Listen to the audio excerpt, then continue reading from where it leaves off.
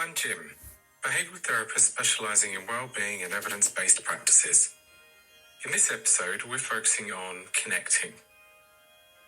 Loneliness isn't just something that happens to your grandma.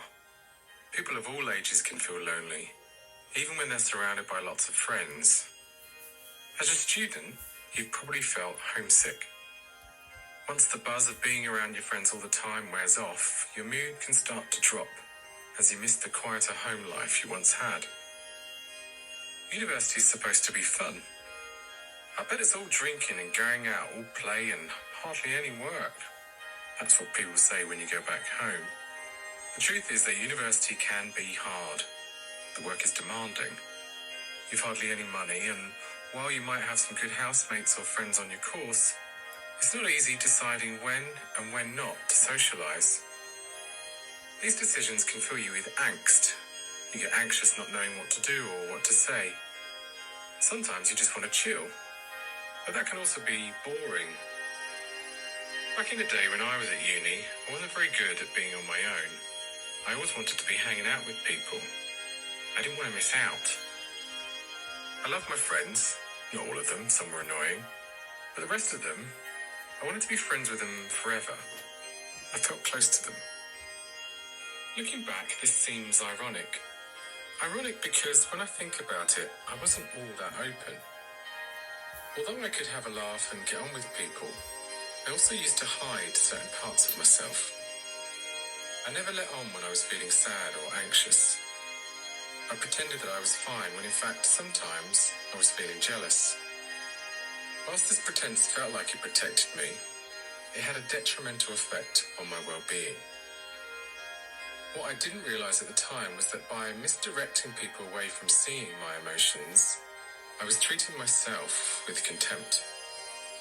I was telling myself that it was wrong and unacceptable to feel sadness, to be scared, or to feel jealous. I did it because I think I was scared that if people saw the real me, then they'd pull away. They'd think I was weak or weird or something. Hiding my emotions was protective, but it also made me more embarrassed and ashamed. When I pretended I was fine, I wasn't strengthening my connections with people. The pretense only put a wedge between my friends and me. This is the wearing a mask strategy. The trouble is that you can rely on it too much to get through. You don't ask for help. You don't show people that you need their support. And so people don't offer it. They see you as someone who's very self-reliant, and it stops them getting close to you. And this can be very lonely indeed. Loneliness is not earmarked for the person who lives on their own. It happens when you fail to connect. And you can do that when you're surrounded by friends.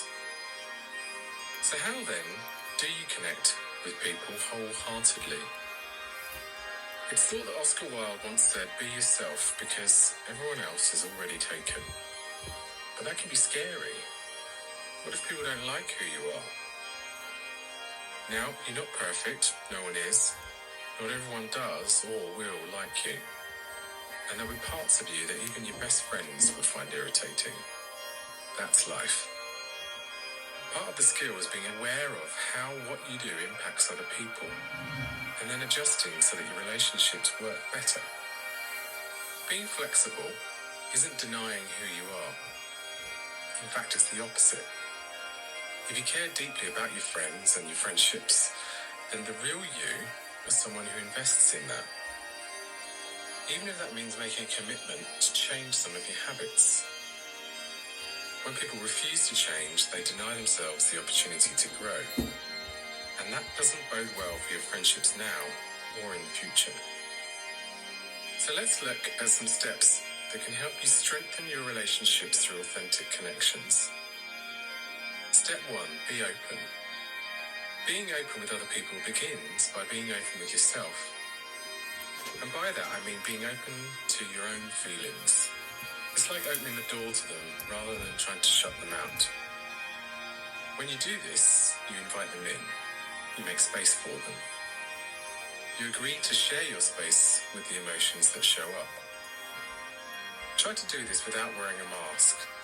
Wear your own face. And when you go out, leave the mask at home. This is the first step, being open. Step 2, be honest. Give up the pretense. Try not to minimize your discomfort or upset by acting as if you were feeling something else. Resist smiling or nervously chuckling when you're talking about something difficult. Be honest with other people and be honest with yourself. Don't lie. You don't have to blurt out whatever comes into your mind.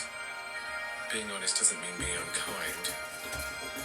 Make a choice. Try to choose to be honest. Do it gently, clearly, and with compassion. Step 3. Do what's good for you and your well-being. It can be hard deciding what to do.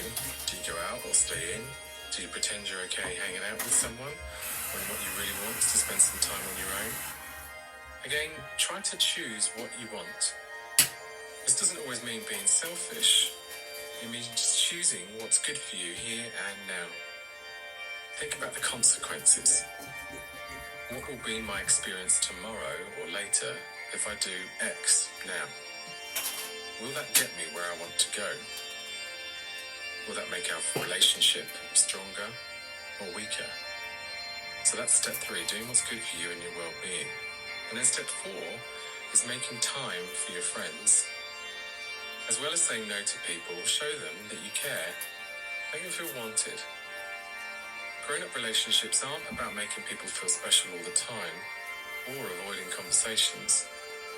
We need to give people space and acknowledge they need to do other things sometimes.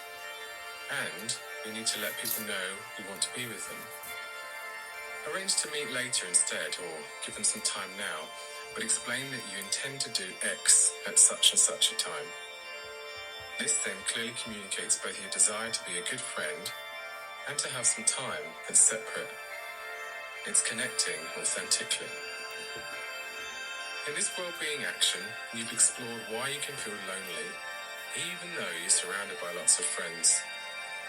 Authentic connections reduce feelings of loneliness. Follow these 4 steps and strengthen your relationships to strengthen your well-being.